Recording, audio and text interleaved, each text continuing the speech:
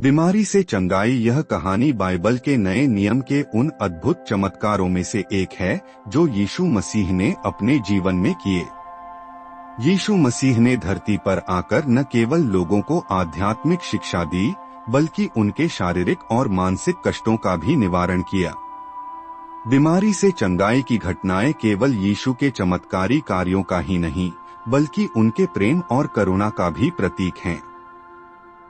इस कहानी में हम एक ऐसी घटना के बारे में पढ़ेंगे जब यीशु ने एक बीमार महिला को पूरी तरह से चंगा किया। यह कहानी उस समय की है जब यीशु गलील के क्षेत्रों में प्रचार कर रहे थे। वह जहां भी जाते, लोग उनकी बातों को सुनने और उनके चमत्कारों को देखने के लिए जुटते थे।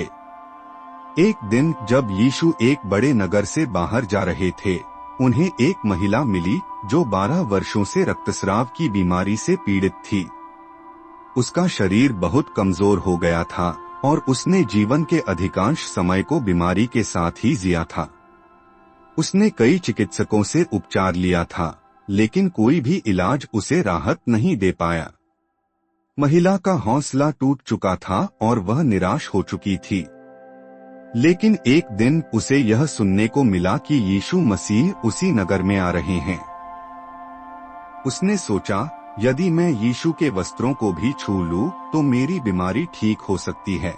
उस महिला के भीतर इतना विश्वास था कि वह सोचने लगी थी कि केवल यीशु के वस्त्रों को छूने से वह चंगा हो सकती है।